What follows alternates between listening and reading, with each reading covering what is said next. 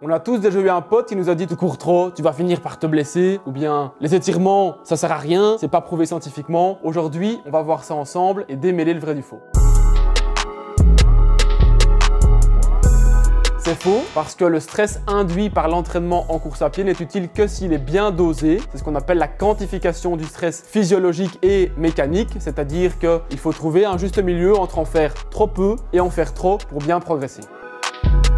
Vrai, votre façon de courir et votre pratique de course à pied sont deux facteurs très importants à prendre en compte lors de l'achat de nouvelles chaussures. Tous les coureurs n'ont pas les mêmes besoins en termes d'amorti, en termes de stabilité, et ces besoins peuvent être différents. Il est donc important de bien vous renseigner et au besoin de vous faire conseiller lors de l'achat de nouvelles chaussures.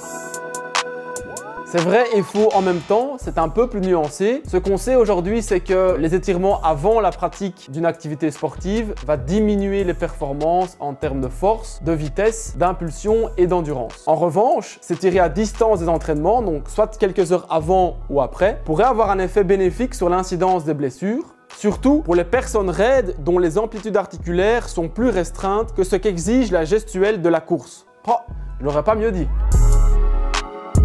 Faux. Pour certains, ça pourrait même déjà être de trop. Les coureurs débutants, par exemple, ont besoin de plus petites sorties ou de morceler leurs entraînements entre la course et la marche pour ne pas se blesser au début de leur activité. Et pour les coureurs expérimentés, courir moins de 30 minutes peut souvent sembler inutile. Pourtant, c'est un facteur très important en termes de récupération active et cela peut également permettre d'augmenter le volume hebdomadaire sans se blesser.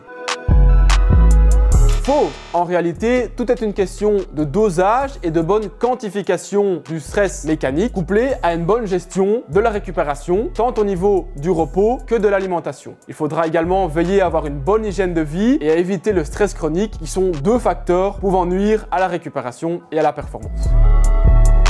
Faux. Faire analyser votre foulée dans un magasin ou chez un professionnel de santé vous permettra de détecter des anomalies au niveau biomécanique de course et de procéder à des ajustements pour éviter les blessures. D'autre part, vous pourrez bénéficier de conseils pour améliorer votre économie de course, augmenter vos performances et rendre jaloux tous vos amis sur Strava.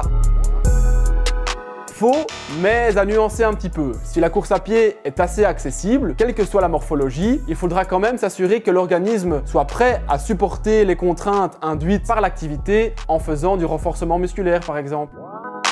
En conclusion, vous aurez remarqué qu'on peut tout trouver et son contraire sur internet, surtout au niveau de la course à pied qui est une discipline sportive fort développée. Et donc, il est très important de bien vérifier vos sources en commençant par cette vidéo. Alors à bientôt pour d'autres conseils. Ciao!